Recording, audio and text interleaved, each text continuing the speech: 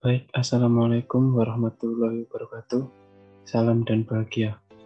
Izin memperkenalkan diri, nama saya Enggar Andiko Ferry dengan NIM 20208021 kelas 4A1 Manajemen ingin mempresentasikan hasil kerja saya yang berjudul e-commerce atau pasar digital dan barang digital.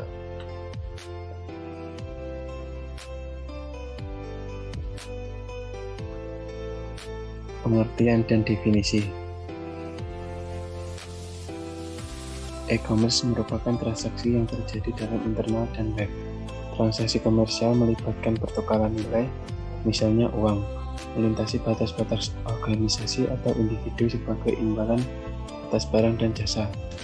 Pasar digital adalah pasar dalam lingkungan digital yang memungkinkan transaksi komersial terjadi di antara banyak organisasi dan individu. Lokasi, waktu, dan model pendapatan bisnis sebagian didasarkan pada biaya dan distribusi informasi. Internet telah menciptakan pasar digital di mana jutaan orang di seluruh dunia dapat menukar jumlah besar informasi secara langsung, cepat, dan gratis. Akibatnya, internet telah mengubah cara perusahaan dapat melihat harga yang dikenakan untuk barang, dan dalam arti itulah pasar digital dikatakan lebih transparan daripada pasar tradisional. Pasar digital sangat fleksibel dan efisien karena beroperasi dengan biaya pencarian dan transaksi yang rendah. Pasar digital, internet telah sangat memperluas penjualan barang digital.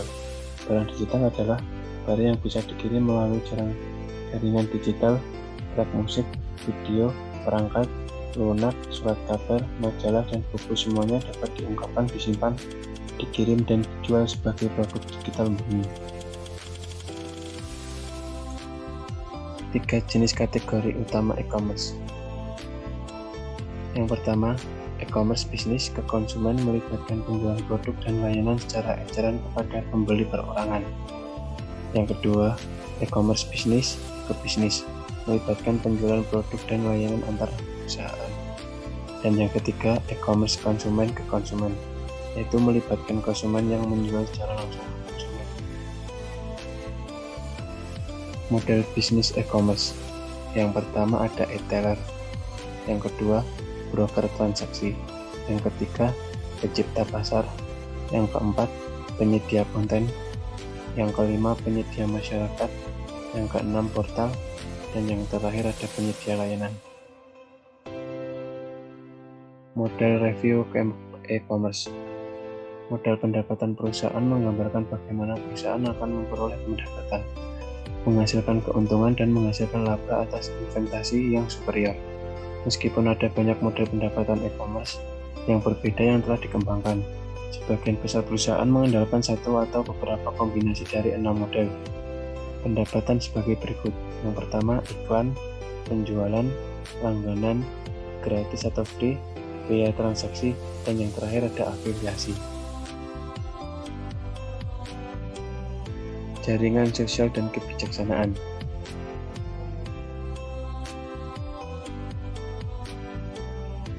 Salah satu daerah yang paling cepat berkembang dari pendapatan e-commerce adalah layanan online web. Layanan web 2.0 yang paling populer adalah jejaring sosial, tempat pertemuan online di mana orang dapat bertemu teman dan teman-teman mereka. Situs jejaring sosial menghubungkan orang-orang melalui hubungan bisnis dan pribadi mereka, sehingga memungkinkan mereka menambah teman mereka untuk prospek penjualan dan menawarkan bisnis kepada perusahaan, yaitu cara baru untuk memasarkan dan menghubungkan, serta untuk menemukan siapa yang suka atau membenci produk mereka. Dalam sebuah fenomena yang disebut kebijaksanaan orang, beberapa orang berpendapat bahwa jumlah besar orang dapat membuat keputusan yang lebih baik mengenai berbagai topik atau produk daripada satu orang, bahkan komitmen ahli kecil. Perusahaan juga menggunakan kebijaksanaan orang banyak dalam bentuk prediksi pasar. Pasar prediksi ditetapkan sebagai pasar taruhan per di mana para peserta membuat taruhan pada hasil spesifik, katakanlah penjualan produk baru 3 bulan, desain untuk produk baru, atau pemilik market. E-commerce marketing. Sementara e-commerce dan internet telah mengubah seluruh industri dan memungkinkan model bisnis baru. Industri tidak lebih terpengaruh daripada komunikasi pemasaran dan pemasaran.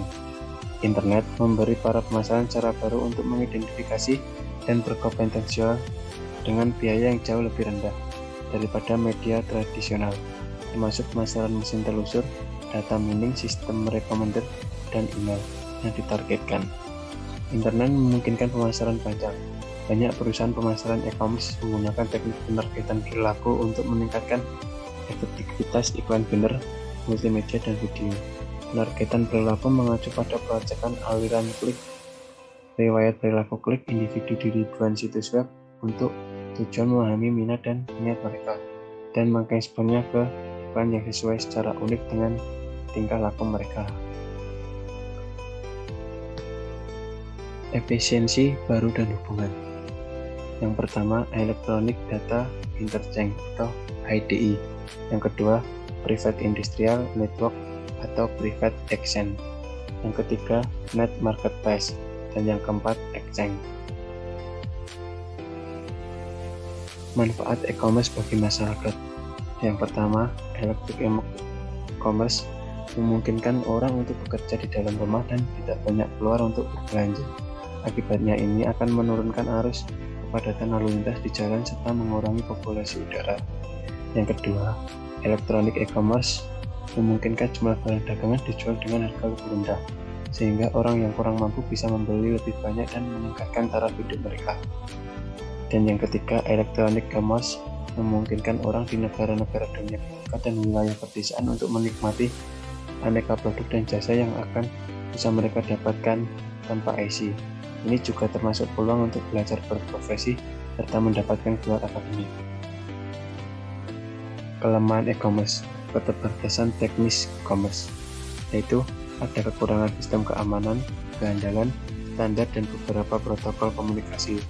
Ada bandwidth telekomunikasi yang tidak mencukupi, alat pengembangan perangkat lunak masih dalam tahap pengembangan dan sedang berubah dengan cepat. Yang kedua, keterbatasan non-teknis e-commerce, antara lain biaya dan justifikasi, sekuritas dan privasi, dan sedikit kepercayaan dan resistansi pemakai.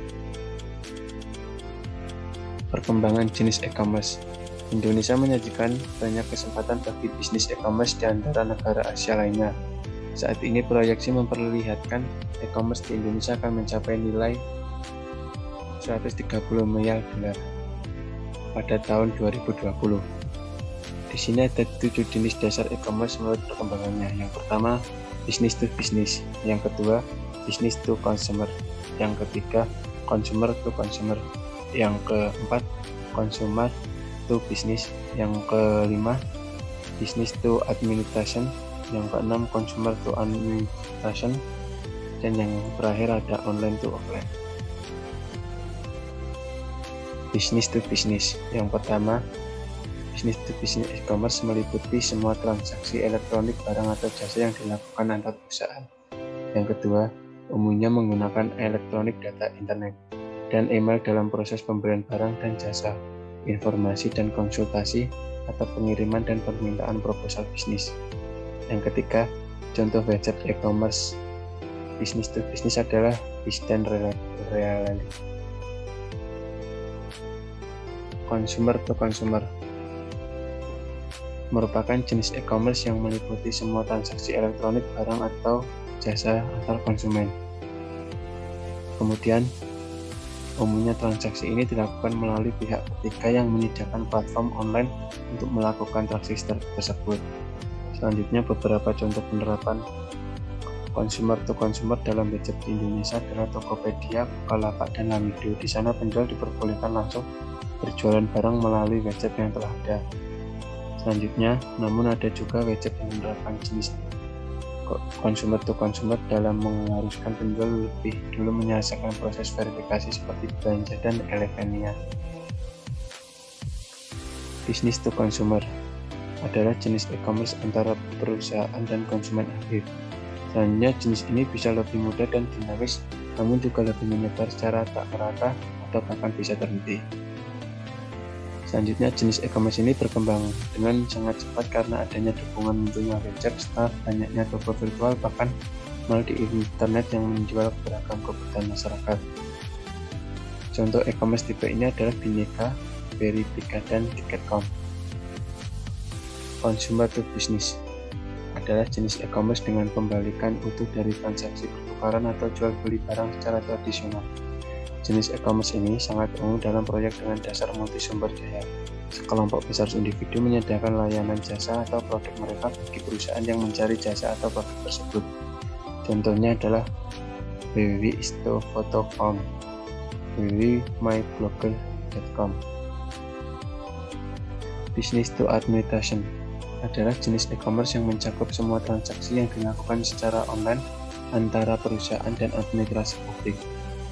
Jenis e-commerce ini melibatkan banyak layanan khususnya di bidang-bidang seperti fiskal, jaminan sosial, ketenagakerjaan, dokumen hukum, dan register, dan lainnya. Jenis e-commerce ini telah meningkat dalam beberapa tahun terakhir dengan ekstensi yang dibuat melalui e-government atau pihak pemerintah. Beberapa contoh website administrasi publik yang menerapkan business to administration adalah www.pajak.go.id, www.alien.com, www.bpjsonline.com. Consumer to administration. Jenis ini meliputi semua transaksi elektronik yang dilakukan antara individu dan administrasi publik. Contoh area yang menggunakan jenis e-commerce ini adalah antara lain pendidikan, penyebaran informasi, proses pembelajaran jarak jauh, dan lainnya. Yang kedua, jam sostek, penyebaran informasi, pembayaran, dan lainnya. Yang ketiga, pajak, pengajuan pajak, pembayaran pajak, dan lainnya. Yang keempat, kesehatan, janji pertemuan, informasi mengenai penyakit, pembayaran layanan, dan kesehatan. Yang kelima, contoh penerapan customer to administrasi sama dengan business to administration. Hanya saja pembedaannya ada pada pihak individu administrasi publik dan perusahaan administrasi publik. Online dan offline adalah jenis e-commerce yang menarik pelanggan dari saluran online untuk toko fisik, mengidentifikasikan pelanggan di bidang online seperti email dan iklan internet. Kemudian, penggunaan berbagai alat dan pendekatan untuk menarik pelanggan agar meninggalkan lingkup online. Contohnya, sebuah pusat kebugaran tidak akan bisa didirikan di ruang tamu rumah Anda. Namun, dengan menggunakan layanan online dan offline yang disediakan perusahaan seperti Globon, INC, pusat kebugaran tersebut bisa menyalurkan bisnis offline yang menjadi online. Beberapa gadget di Indonesia yang menerapkan jenis online to offline adalah Kuda dan Matahari Mall. Sekian presentasi dari saya, kurang lebihnya mohon maaf. Wassalamualaikum warahmatullahi wabarakatuh.